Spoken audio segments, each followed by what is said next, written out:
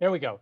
Well, welcome first of all. This is going to be a short masterclass. I tried it out yesterday in Dutch, and it was hard for me to squeeze it into 45 minutes, but I'll do my best again this time. Uh, OpenAero has features for pilots and competition organizers, but this evening we'll be focusing on pilots alone. Um, Nevertheless, this gives us a whole bunch of topics which are coming up now. First of all, what does OpenAero do for me, and especially also what not? Where do I get OpenAero? The general layout of the program. First sequence, using the sequence string. There will be a very short introduction. Building a pre-known sequence, saving and sharing a sequence, a short summary, then some time for questions. Well, the first one then, what does OpenAero do for me? What OpenAero does for you essentially is take care of all the boring stuff. It's you just tell OpenAero what you want to fly, and OpenAero will then give you arrestee numbers. It will calculate K factors. It will perform rule checking on the sequence you're entering to see if it conforms to both arrestee and, when selected, specific sequence rules. It will prevent you from making geometrically impossible sequences, like the one shown there with the stall turn with a quarter roll down, level exit, and then the next figure starting from an inverted exit, which would be very hard to do. And it warns you in several ways. It gives you an alert with the matching figure. You can see here the alerts to set upright entry, and it will also give a circle at the spot where you've made the mistake. And thirdly, fourthly, the main feature of OpenAero is to share sequences. And there's a whole bunch of ways in which you can share sequences. Well, the examples you see here, for example, is saving them to your disk, emailing them, or saving them as a link, to which I'll get into more detail about that later. Well, this is what OpenAero does. But now, of course, the next question is, what does OpenAero not do for me? Well, OpenAero will not prevent you from making unflyable or unsafe sequences, as you can see in this nice example, which according to OpenAero is perfectly fine to fly, but which I think would be challenging in the least and impossible more likely for any pilot or aircraft.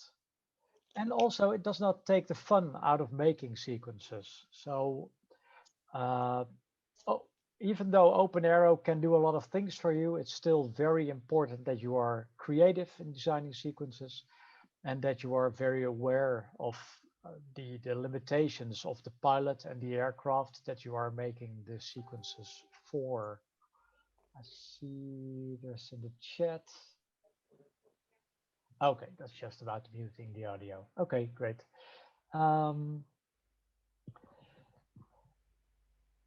Next one, we'll get through this in a hurry.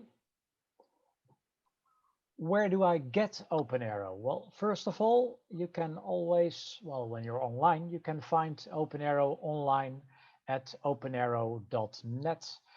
For those of you who are present right now, if you haven't already, it may be useful to have OpenAero active either in a side window or preferably even on a separate device if you want to follow along in some of the things I'll be doing later on in the program. This will work online and it might work offline. OpenAero does try to install itself in your browser. However, if your browser wants to, it can kick it out at any time. So it might not work just at the time when you most need it. There are other options, fortunately. First of all, I'll explain the option that you can use on any Mac or any modern Mac anyway, and that is to install from the browser. And I'll just show you my OpenAero window. You should see the OpenAero window now, if I'm correct, in a browser window. Yeah. Okay, well, this is the Chrome browser with OpenAero.net opened in there.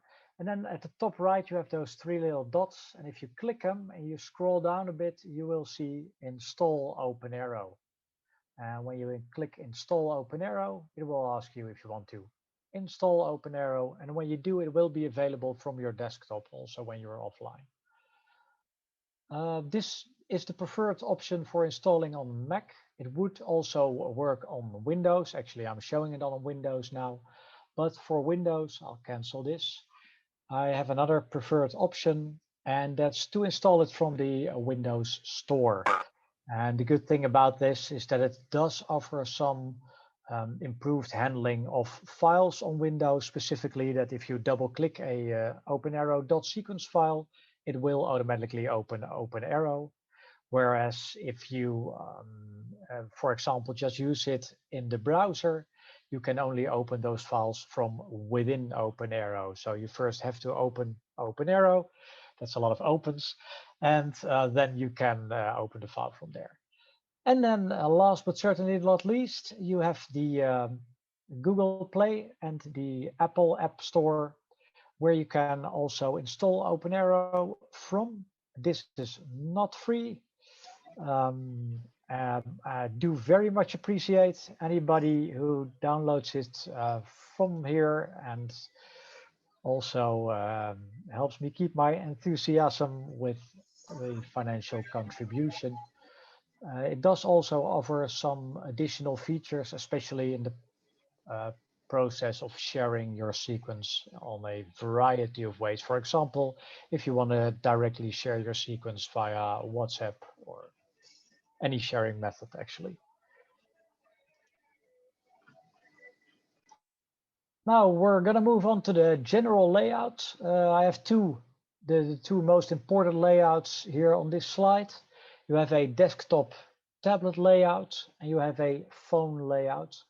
The main difference is that the phone layout, because it's of course made for a smaller screen, does not always show you the sequence, but you can tap to the sequence from the sequence info from the figure editor. You can tap to the sequence.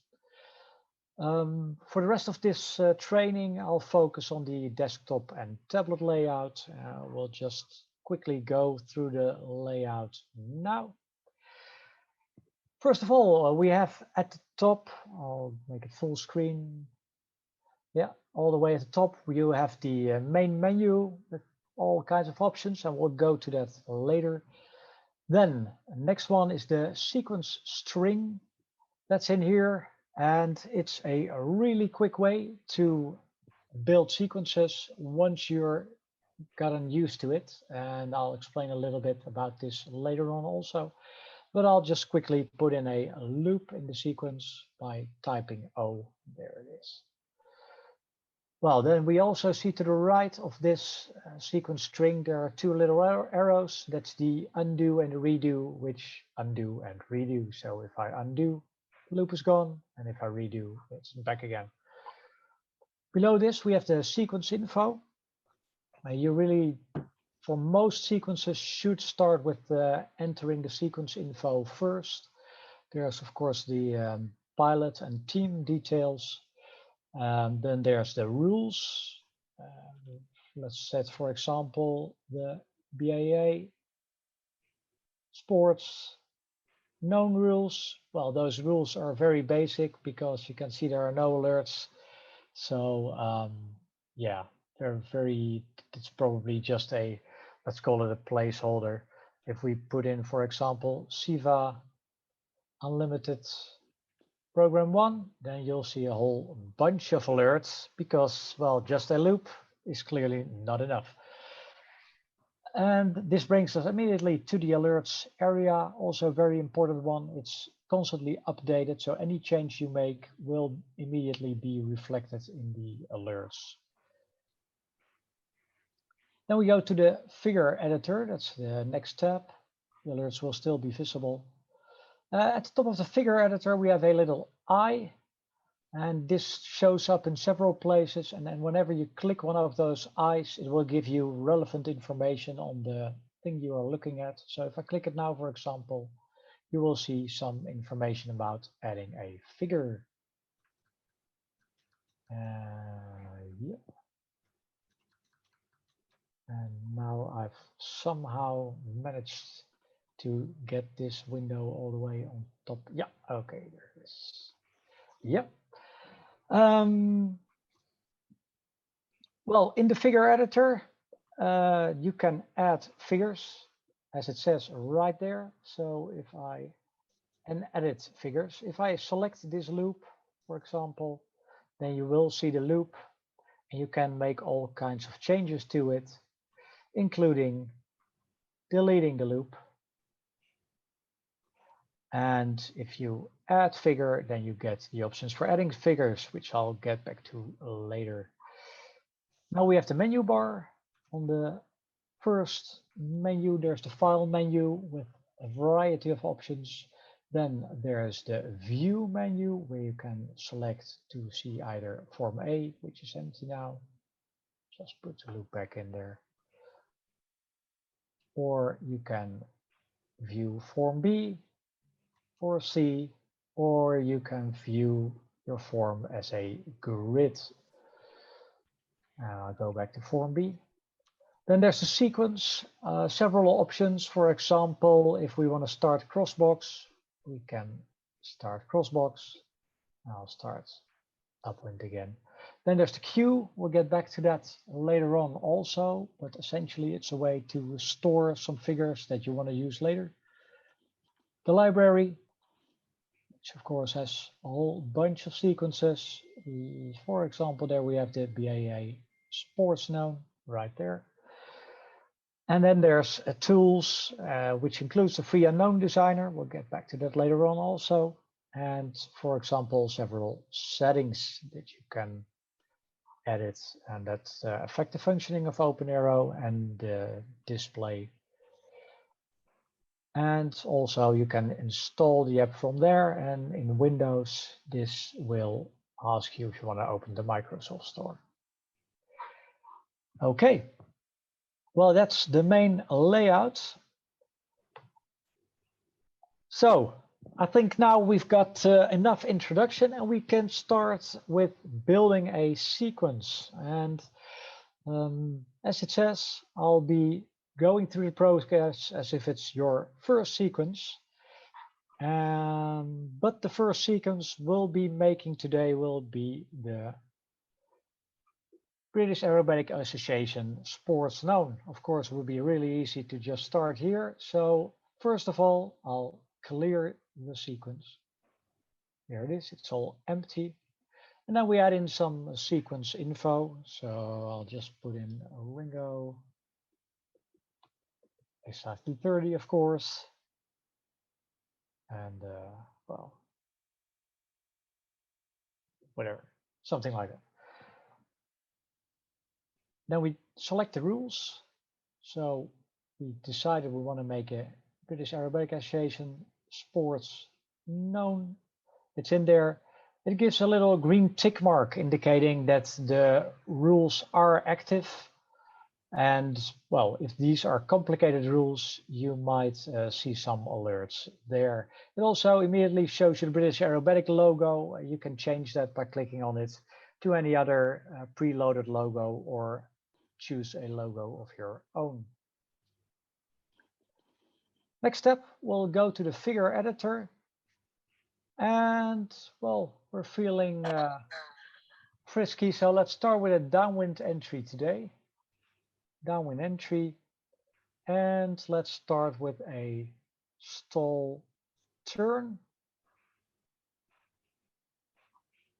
And you just click to change that figure, you select the stall turn, and it's in there. And then you can change things if you want to, but we're not going to do that right now. Next figure, we'll just go for a loop there.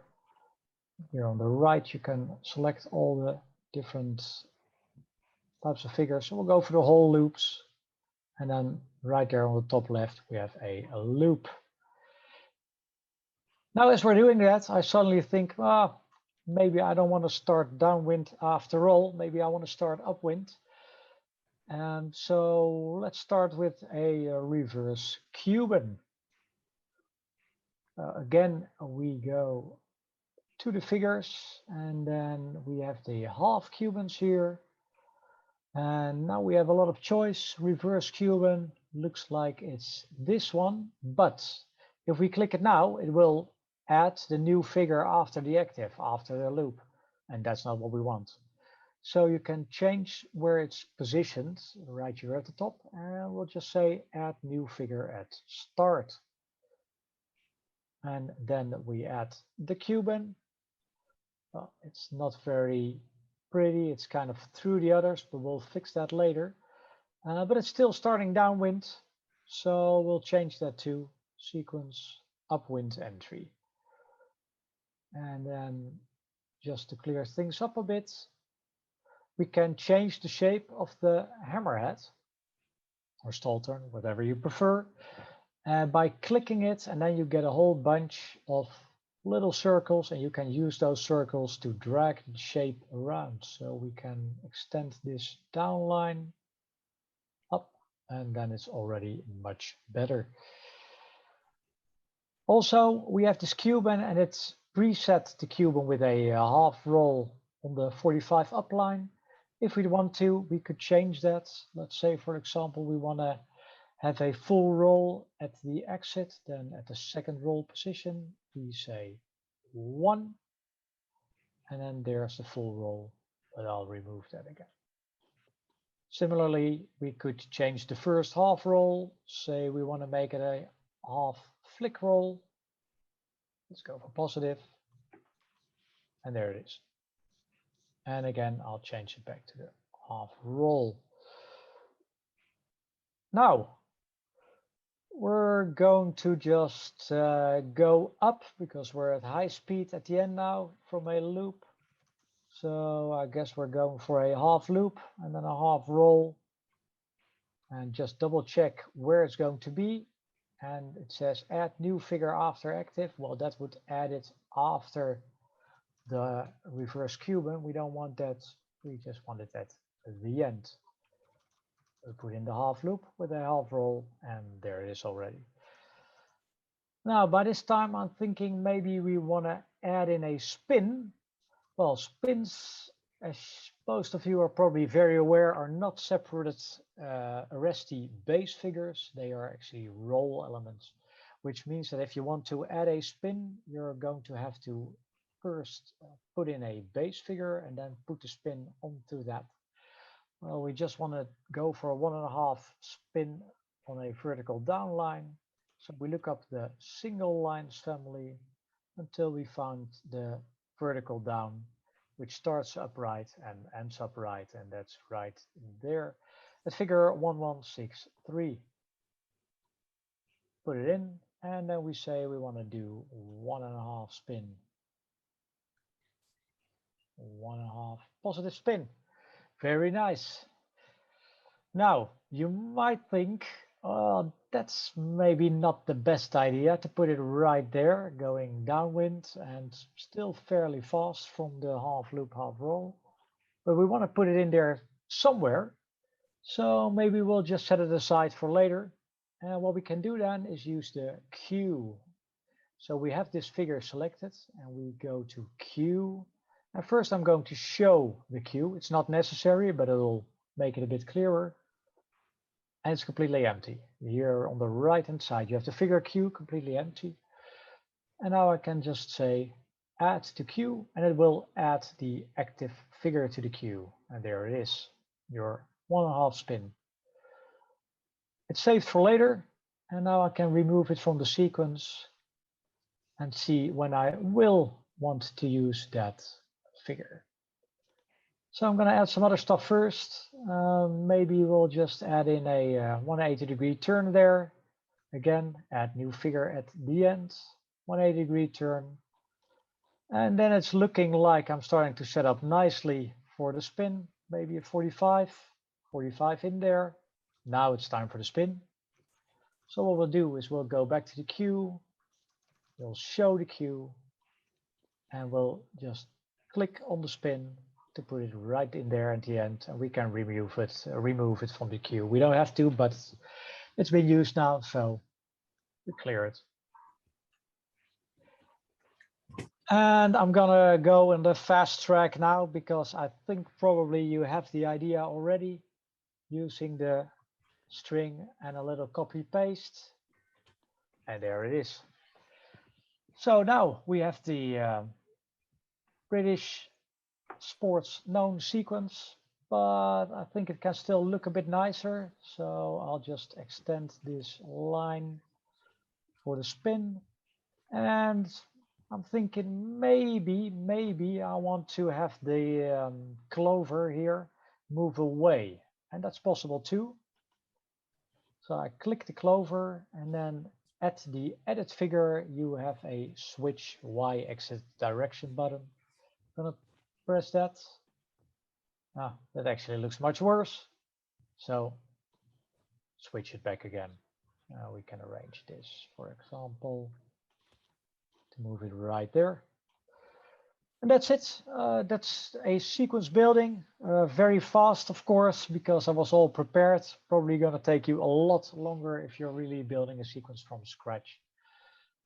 As you can see, OpenAero has automatically generated everything you need for the sequence, including the arrestee numbers and the K factors.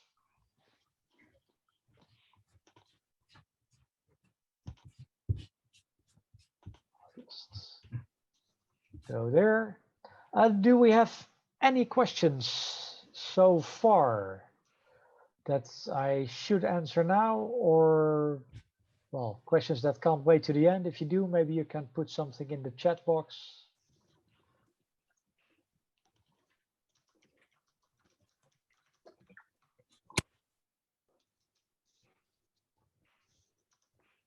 Nope, it's looking good. Okay, great. On using the sequence string. So when you've paid attention while I was working on the sequence, I'll show it back again here.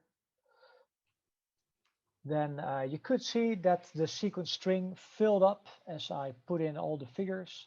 It does this automatically, so it will automatically generate the correct letters to match the figures you are entering. And the sequence string can really be a very fast way to make figures. However, I'll just change this a bit. It does take some getting used to.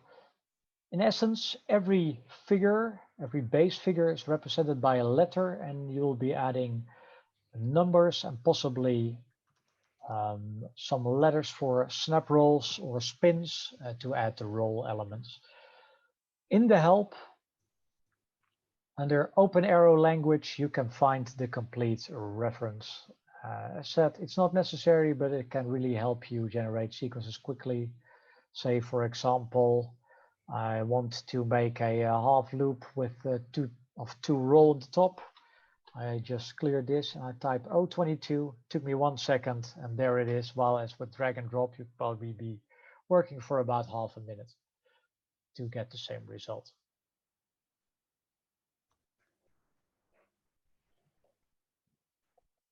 So that's that.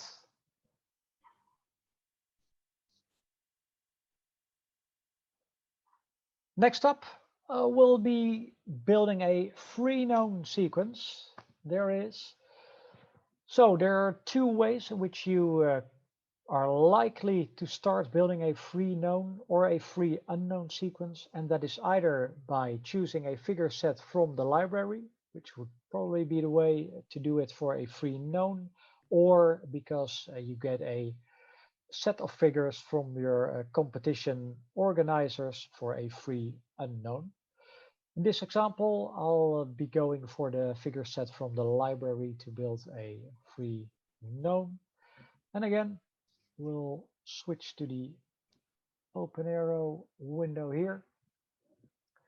And I will just go to the library 2021 for the SIVA intermediate free known. There we are. And it immediately asks you, if you want to start the free unknown designer, well, you don't have to. You could also use the traditional way of editing sequences, but in this case we will. And personally, I would recommend always using this because it is designed for this process and it really helps you to match figures and combinations of figures very quickly without having to worry about a layout, design, etc. So we'll go for yes. And then here on the left side, we have the 5 known figures and we have a block for the free figures, which is red now, and it says free 0 out of 5, which means I have 5 free figures and I've selected 0. And also we see a whole bunch of alerts because, well, everything that should be in the sequence is not yet. And well, the clue here is that you can start building sequences by combining blocks of figures, either figures that are from the known set or the free set or a combination. And I'll just start and we'll see what happens. First, I think I'll just grab figure D here. And I just have to move something aside a little bit. Yeah. And then I see that from this figure we have a high-speed exit upright, so figure B might fit very nicely with that. And I just drag it and I drop it right there at the end, and there it is. Well, then we have an inverted low-speed exit, which of course is perfect for the rolling turn. Well, now we have a group of figures that are matching very nicely. At this moment, I don't see anything that I want to match to that immediately.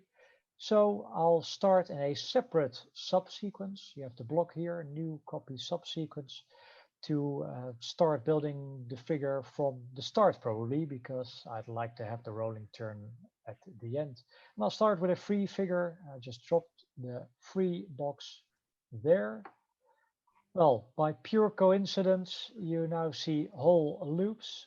This could be anything else. It really depends on what the previous figure was you have been editing with OpenAero. But I'd like to start with a whole loop, so I'll do that. And then in the whole loop, in the top, I'll put a full roll right there. And that's done for this figure. Now I'd like to drop in another free figure. And I'm going to go for a double bump.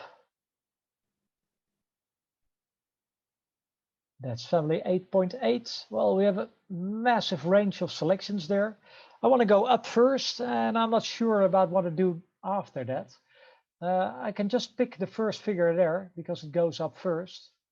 I select it. I see it does have a negative exit. I don't want a negative exit, but I don't have to reselect the complete figure. I can just switch the exit right here at the entry, exit, attitude, and extension by clicking on the negative symbol. And now it's a positive exit. And let's put a roll in there. Maybe we want to go a 2 of 8 on the vertical down line.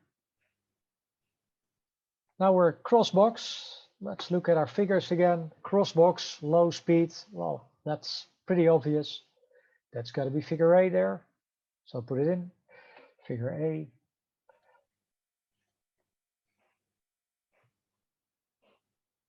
And I can click it to select it. Now figure A is going to the right. Let's call it upwind here. Maybe I want it to go the other way. And if I want to, I can click this switch X exit direction. It'll go the other way. But I don't. I'm very happy with it going upwind. Put in another figure. I'll add another free figure to this. I'll just go for a horizontal S. Again, I really can pick any as I want to, as long as it's going the right way, so either up or down. I'll put this in here. Now it immediately says, yeah, that's not right. I don't want an inverted entry. I can easily switch it here, and then it doesn't have a roll, but it says it should have a roll. So I'll agree with that. Put in a half roll there. But I don't want this negative exit either, so I'll put an upright exit.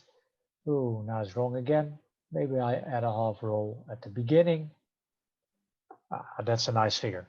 So you can see you don't have to start with the correct base figure. You just have to have the main idea about what you'd like to do there. Next, I'm going to go back to the figures. We're going to drop in another free figure. I think, or maybe, yeah, we're going to go for another free figure. We're going to go for a Humpty Bump. Let's pick the right one immediately this time. Let's go for a push bump. And I'll put in a quarter line on the up roll for the push bump. And then a half roll for the down line. Okay, well, let's go back to my known figures. Yeah, this is a perfect match. So we have the crossbox, and then we have a crossbox hammerhead. So we'll put it in there and keep an eye on the alerts. I gotta warn you already. There it is. So it says, yeah, you are not allowed to have one exact repetition of the roll family. And yeah, that's my fault. I made a quarter roll on the vertical up, and here's a quarter roll on the vertical up too. And I gotta have the one in the stall turn because it's a known figure. I can go back to my bump and just change the quarter roll to a 2 of 8. And then you'll see that the alert is also gone. The only remaining alert right now, so we're getting close, is that there are exactly 10 of the base figures required. And that's right, because we still have a free figure to go. I'll keep it simple. We'll just add a 180-degree turn there. Now the alerts are all gone. So this looks like it's a good sequence, but of course, right now it's 2 sequences. And we should combine it into a single sequence, which very happily comes out very nicely because we have there still a pretty significant speed after the 180 turn going upwind. So these 3 figures, putting them at the end will do very nicely, and we can just grab the whole group. There you see the whole group moving. Drop it at the end. You have to make sure that you see the little magenta lines at the end. Now they're gone.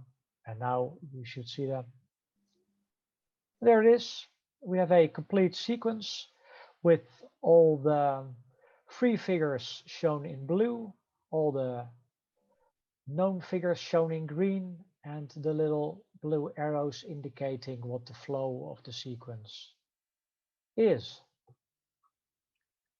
We can now choose Finalize Sequence, and it'll show up in the regular OpenAero layout. And from this point onwards, as before, you can proceed in tidying the sequence up if you'd like to. Say, for example, like make this maybe a bit shorter. We can make the exit line a bit longer here.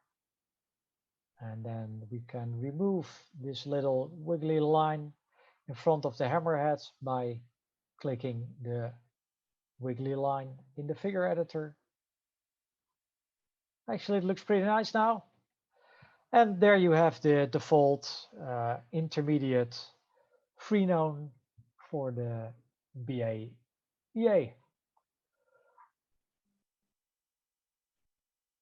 We'll go back to the presentation. And of course, now comes the fun part, fly. And for those of you who haven't made a lot of free known sequences yet, I can guarantee you that the first, well, if you're very good, the first 10 will not be very good, and maybe if you're not so good, the first 50.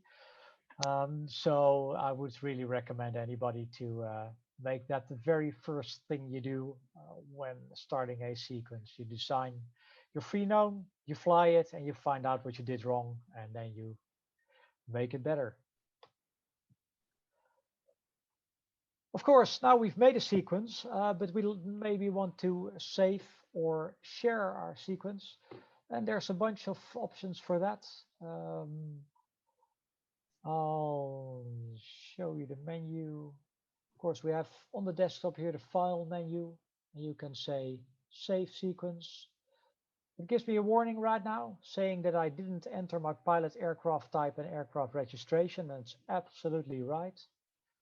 So I won't save it right now. I'll say no, because I still had to enter this. This is what happens when you start from a free known, then you'll design the sequence first and then enter this information, and it'll warn you that you have to. So put in there Ringo on an extra.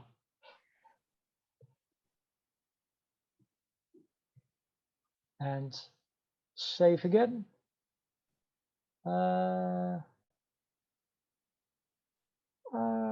Okay. That's interesting. Actually, it also checks if the registration is correct. I didn't realize that myself. Save sequence, there it is. So, and then it'll allow you to save your file. I'm not going to do that right now. It's pretty obvious. Another good option is to email the sequence or to save the sequence as a link. And I'll click this one right now. The sequence as a link actually is my preferred way of sharing sequences.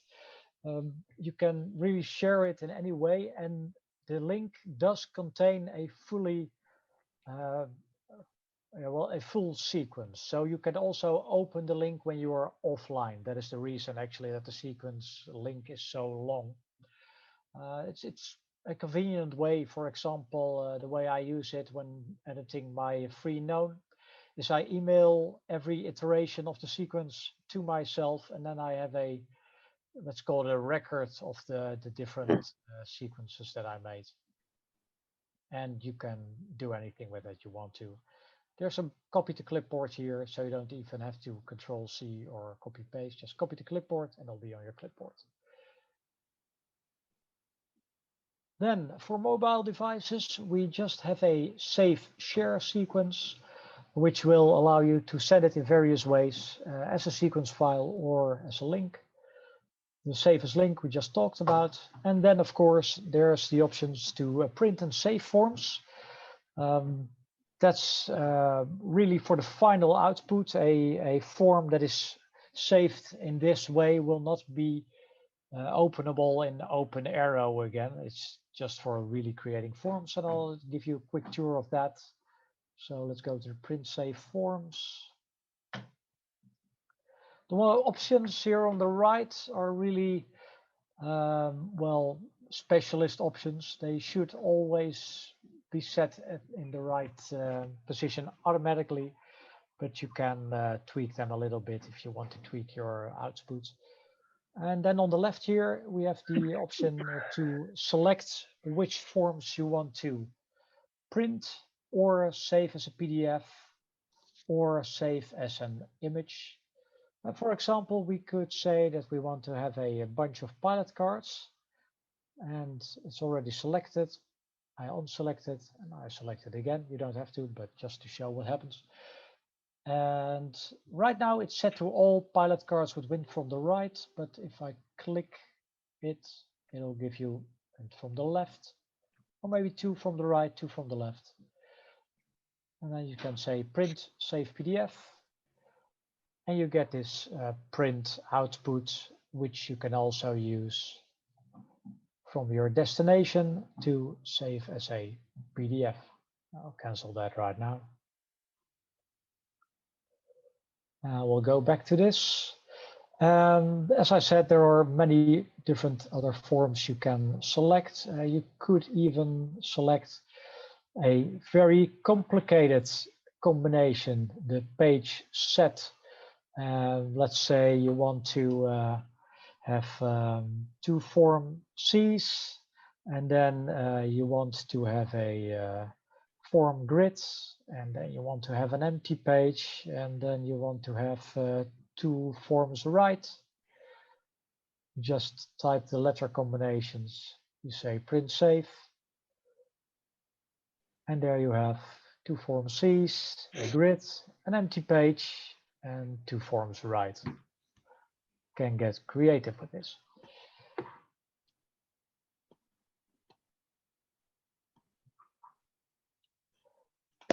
And that's it, basically. So I see I managed to go fairly quickly. 42 minutes right now. A little summary. The main thing is that OpenAero helps you to focus on the creative part of sequence building. So you have to worry very little about the administrative tasks, but you can really think, what do I want to fly, and make it in OpenAero. It's available for all platforms in a variety of ways, either online or as an app. Whenever you're building sequence, always start with the sequence info, except when you're designing a free unknown from a library or from the file. You choose base figures from the figure editor or in the sequence string. You add roles, including spins, to those base figures. You rearrange the sequence using the handles, drag and drop, and possibly things like upwind, downwind entry from the sequence menu. And you can check alerts when any rules are applicable to see what you're not doing according to the rules. And then when you've got a complete sequence, you can share your sequence as a sequence link, a sequence file, a PDF, a print, or an image, etc. And that's it. And now very open for any questions regarding what I said before, or maybe what I didn't cover. Let's see how we'll arrange that.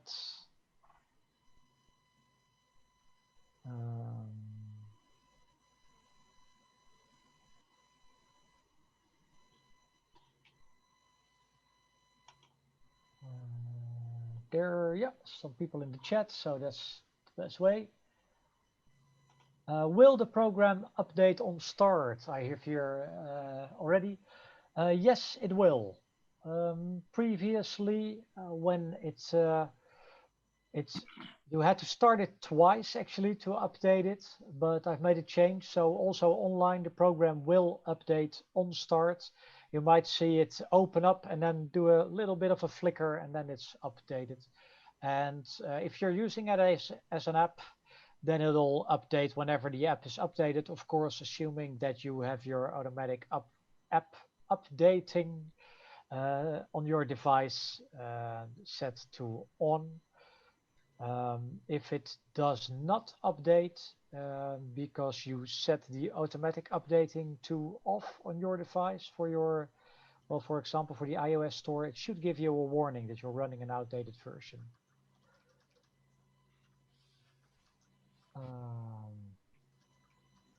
Let me see, what else do we have? Under sharing, you can also share the string. So you can share the sequence link under sharing, and the sequence link is really a completely contained sequence. If you just share the string, then you're just sharing the figures, and for example, not any rules that are applicable, the pilot's name, stuff like that. So I really would advise to always use the sequence link, which is the unreadable letter number combination. Can you demonstrate how to replace a maneuver in a sequence? Yes, I can. So we'll go to a sequence here. So we have the free known that I just made, and let's say, well, I'm not happy with this first figure, the loop with the full roll on the top. Then I click it, and then I click on the figure there on the top left, and it says change add figure. I click it again, and now instead of choosing add new figure after active, I'll choose replace active figure, and we'll just go with well, let's say square loop. Why not? There it is, a square loop, and that's it. I have two questions from the judging line and the scorer. Yes, Nick, please go ahead. Hello, Ringo. That was really brilliant. Thank you very much. A couple of questions which are not really to do with designing sequences, but come to us on the judging line that's quite important. One is we quite often get sequences given to the scorer where the figure letters are not completed, and it's a real job for the scorer to try and fill those in. And of course, it isn't their responsibility, it's the responsibility of the pilots. Can you put a message that grabs pilots by the throat somehow when they save the sequence to tell you that they haven't put all the figures and the letters there? That's a good idea. Because of course, it does show it in the alerts. Here I have this sequence. If I remove the figure A there, then it does say in the alerts that the unused figure letter A that the figure letter A is unused. But it's a very good idea to also apply this when saving the sequence. So if I understand you correctly, I'll just, for example, remove the registration, and then I say save as link.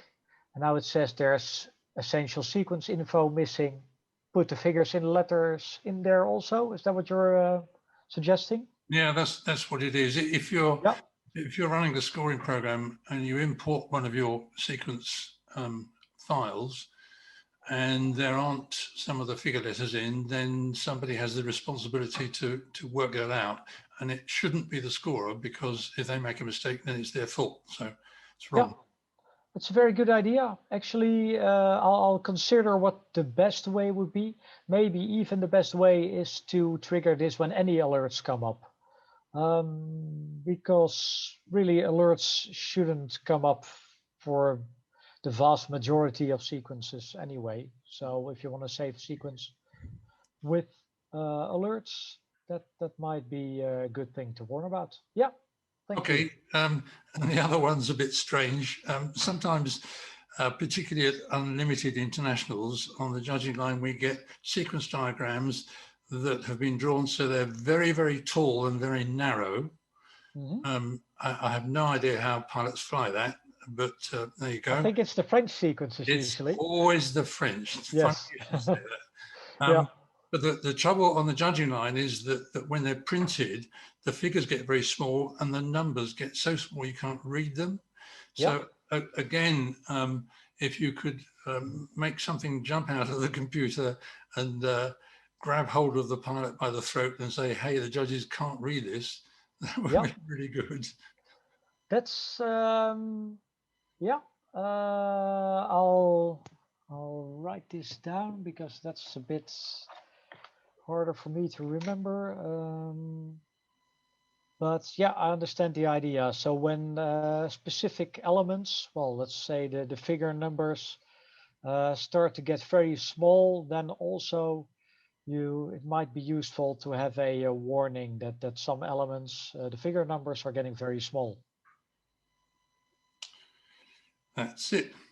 Thank you. Yeah. It always makes us smile on the judging line because the pilot makes a fantastic job of his training and his airplane and designs a wonderful sequence, and then he gives the judge a huge problem to read it. Well, maybe you have to print it on two forms. I could add an option that really long sequences print on 2 pages. Or like a toilet roll format or something like that. Oh, yeah. We could do toilet rolls on the judging line. That's a big requirement. Okay, yeah. Well, let's move on to the next question. The easiest way to move a figure to a new position in the sequence. Yeah, that's a good question also. I have thought about also putting drag and drop stuff in there, but of course then you get the point that drag and drop is being used for repositioning figures like so.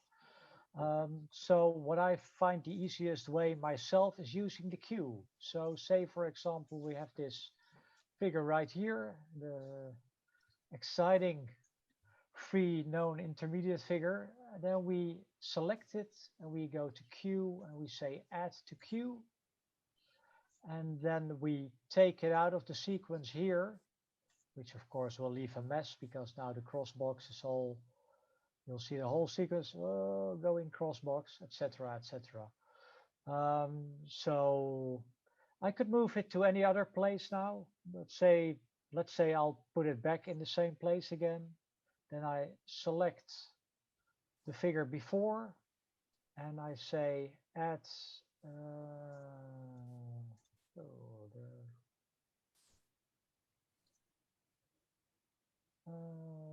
something. Oh, that's an interesting one. I think I found a bug. I think I've seen this before. Well, there it is. It's sort of a bug. It's fixable, but I'll have to look at it. Thank you very much, Arne, for making me aware of this. Anyway, I've now selected the double bump, and I'll say add new figure after active. And then I show the queue, and I put in this figure there. I must admit, it's not the easiest way. Well, it is the easiest way. It's kind of troublesome, but that's the best way to do it, really. No more questions right now. If you have any other questions, now would be the time to put it in the chat box, or just say question and then ask it to the microphone. I have a question. Yep. So my recollection is that if you're doing a free unknown or something like that, you can make a selection of the figures that are allowed in that rule set. So when you're picking from the figures, you only pick legal figures. But I don't think you showed us that. But I can't remember how to do it. Yeah, it's that's kind of a competition organizer thing. So I didn't show it because of that, but we have some time left, I think. So we'll go to that. I'll just clear the sequence now. Yes, I say. I'll clear the queue also. So we start from a blank slate. And this is usually done using the fix in grid format, which I select from view, fix in grid. I'll just clear this bigger thing there. And then also you have the little grid info thing here on the top, and it's folded in now, but I can fold it out. And it will give you some additional information, which can be useful for your figure selection. First, of course, we start with filling out the rules. So we'll go for example, the SIVA. Well, let's go for advanced this time. Advanced program 2. Now it gives you some alerts here, which are well, some of them are relevant. The only one that's not relevant actually is that there's at least one additional figure required. Which of course is only relevant for the full sequence, not for the figure selection. So you can disregard this.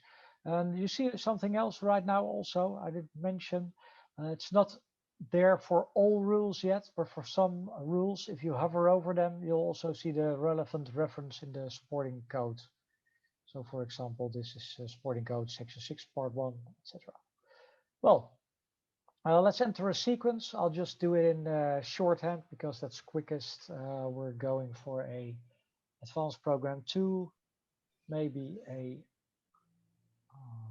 diagonal hammer. And let's, well, there's a bunch of errors there. But again, those are mostly related to the actual sequence building.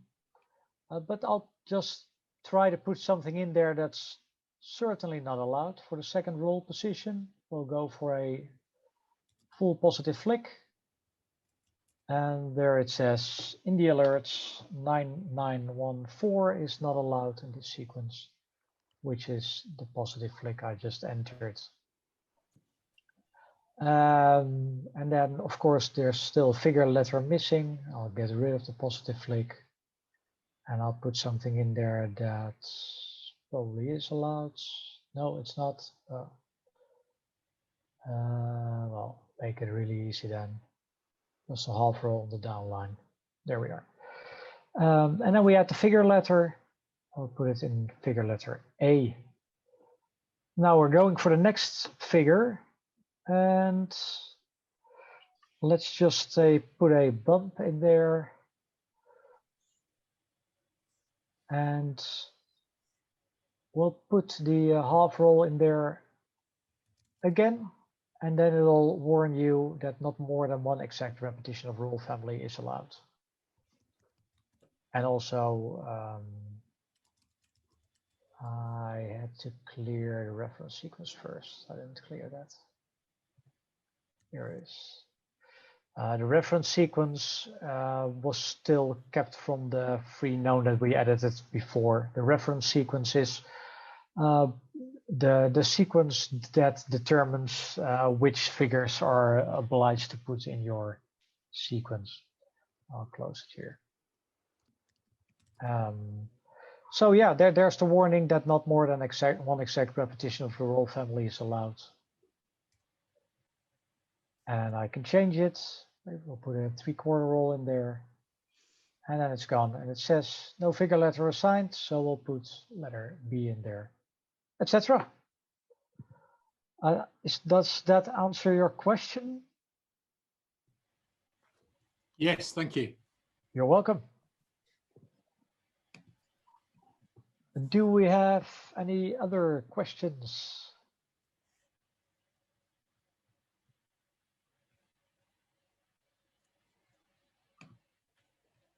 Let's see. No more questions. Well, then I think I either explained it well, or you're all so baffled that you really don't know what question to ask anymore. So I'm hoping for the first.